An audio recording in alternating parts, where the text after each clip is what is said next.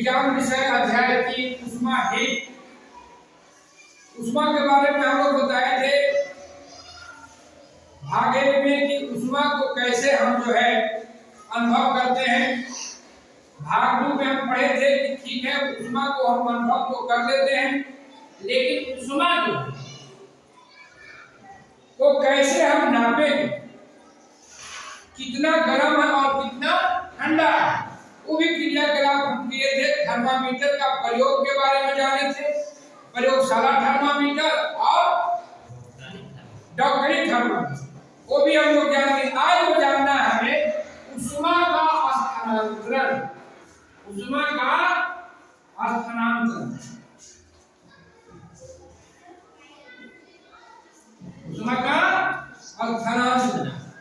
स्थानांतरण मीन्स हुआ कि एक स्थान से दूसरे स्थान तक ऊष्मा कैसे जाता है, उसी को हम लोग बोलते हैं ऊष्मा का स्थानांतरण। कैसे जाता, तो आपको पिछले क्लास में ही बताया गया था का चालक, कुचालक। चालक ऐसे माध्यम है जिसके माध्यम से ऊष्मा एक स्थान से दूसरे स्थान तक जाता है, एक सिरे से दूसरे सिरे तक जाता है, उसे क्या बोलते हैं? चालक बोलते हैं, है ना, लोहा, एल्युमिनियम ये सब। और कुचालक जिसके माध्यम से ऊष्मा एक सिरे से दूसरे सिरे क्या नहीं ले जाता है, उसे कुचालक बोलते हैं। उसमें भी बताया गया था कि कौन सबसे अच्छा चालक है ना, तो वो सब चीज को हम लोग समझ गए थे। आज समझना है ऊष्मा का स्थानांतरण, ऊष्मा कैसे एक जगह से दूसरे जगह जाता है। इसको समझने के लिए हम कुछ क्रियाकलाप करें, लेकिन क्रियाकलाप करने के पहले आप थोड़ा समझिए कि आप अपने घर में खाना बनते हुए देखी है, चावल रोटी बनते देखे हैं ना। आप उसको देखिएगा कि कैसे जो है कि चावल रोटी जो है ये क्या होता है, चढ़ जाता है चूल्हा पे, है ना, चूल्हा पे चढ़ गया ना, इसमें आंच दिया जाता है, और क्या होता है पानी गर्म होता है ना, और धीरे धीरे पूरा पानी खोने लगता है। फिर देखिएगा तावा हुआ, आप जब उतारती होंगी तो तावा गर्म लगता है ना, ये लोहा वाला, कोई लोहा में देखते हुए जो छड़ आता है उसमें क्या लगा रहता है, हत्था, कोची का लकड़ी, इसलिए लगा कुचालक है ना। अगर मान ले हम लोहा को धरते से जलता है तब क्या लगाते हैं, लकड़ी का हत्था, क्या है ऊष्मा का कुचालक है।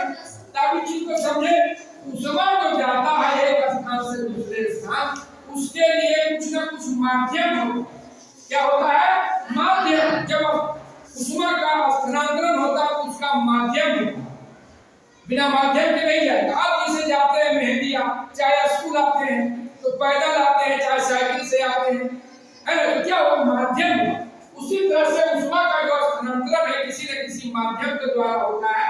उसमें 3 तरह से ऊष्मा का स्थानांतरण होता है। बारी बारी से हम तीनों को पढ़ेंगे। पहला जो स्थानांतरण होता है ऊष्मा का चालन विधि। क्या होता है? चालन। क्या होता है? चालन। चालन भी समझिए, चल के जाना, चालन, है ना, चालन चलना, कोई माध्यम से जाएगा। एक होता है फिर आपको संवहन, संवहन, है ना, और तीसरा है विकिरण, विकिरण, है ना। ये 3 विधि से ऊष्मा का क्या होता है? स्थानांतरण होता है, एक स्थान से दूसरे स्थान तक जाता है। चालन विधि, संवहन विधि और विकिरण विधि, 3 विधि होती है ना।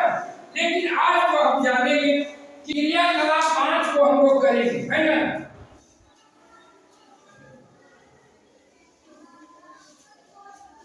क्रियाकलाप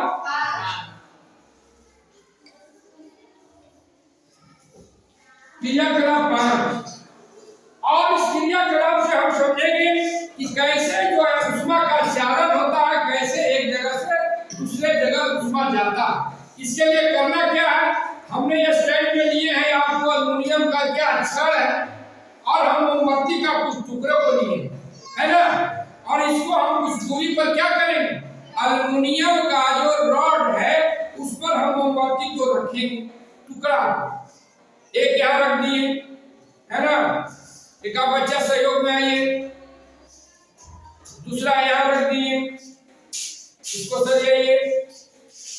अब देखिए या इसको हमने ले लिए, क्या लिए हैं, मोमबत्ती का टुकड़ा लिए हैं, और क्या लिए हैं, एक एल्युमिनियम का छड़। अब देखिए हमको स्ट्रीट लैंप नहीं है, स्ट्रीट है नहीं है, हम कोशिश करते हैं कि मोमबत्ती से इस क्रियाकलाप को करके देखते हैं। अब क्या करना है कि हमें इस मोमबत्ती को जलाना है, और ये एल्युमिनियम का जो आप देख रहे हैं छड़ है ना, इस पर मोमबत्ती रखा गया, इसको जलाइए आप और यहाँ पर लगाइए एक किनारे, है ना। इसको क्या करेंगे हम, अब वहां मोमबत्ती को जला के छड़ के जो किनारा है वहां पर हम इसको लौ को रखेंगे। उसके बाद आपको देखना क्या कि जो मोम रखा हो, मोम में क्या होता है। अगर टुकड़ा रखिए,